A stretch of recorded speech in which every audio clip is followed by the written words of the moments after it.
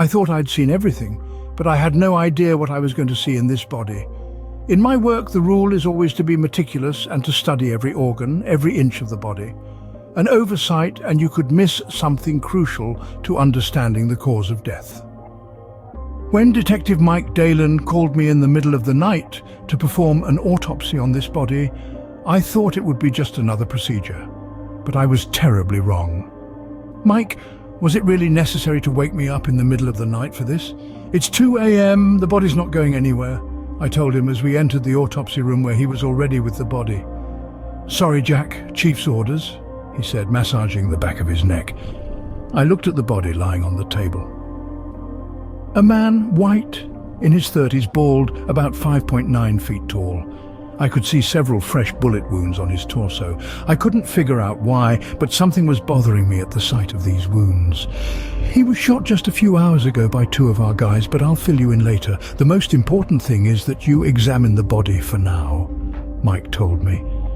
I remained thoughtful for a few seconds. The wind and rain were pounding hard against the windows, and the light was flickering from the growing storm outside. "Mike, come on. I can feel that there is something weird here. You never would have called me in the middle of the night if there wasn't something going on." He seemed to hesitate. "Look, take care of the body. It may be nothing. I hope so anyway," he sighed. "If you notice anything or need me, I'm right here in the hall." "What, you're going to stay there throughout the autopsy?" I asked with surprise. "Yeah, just a precautionary measure. The chief wants a report as soon as possible," he said while staring at the body.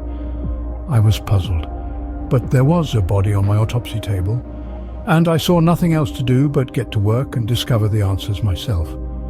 The storm outside had picked up, but the lighting remained steady enough to examine it. I donned my equipment and set to work.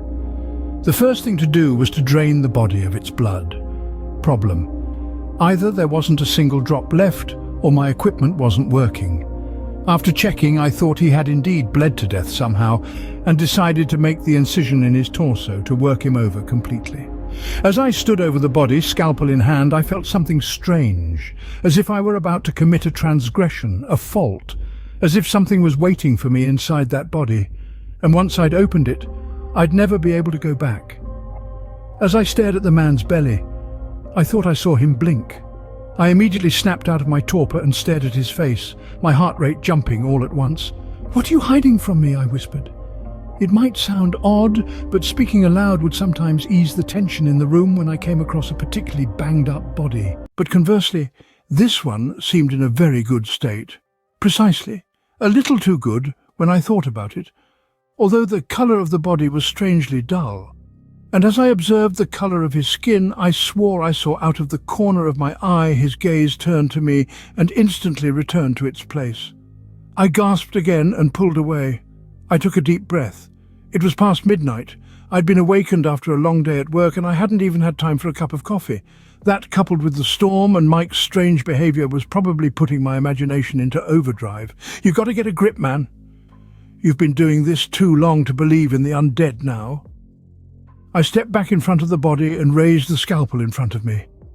I closed my eyes for a second and made the Y incision. I reached the end of its lower abdomen and finished opening the body with the necessary tools. Every passing second seemed surreal.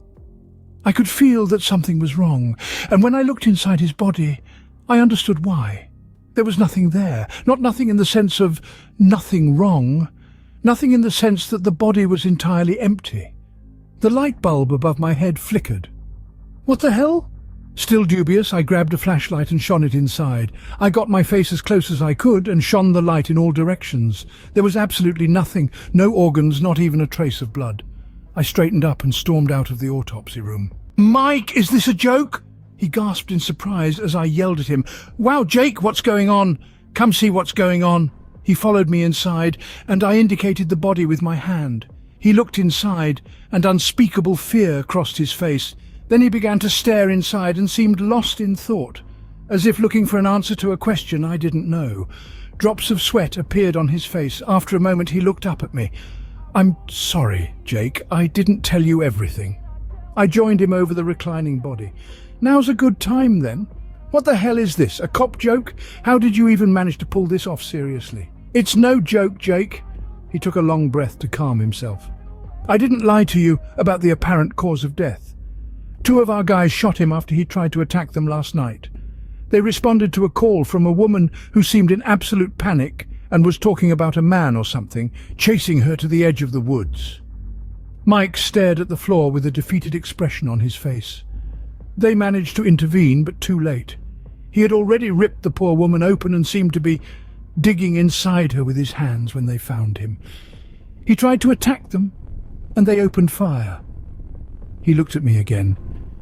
The thing is, when the paramedics arrived, they saw right away that there was something wrong with the body.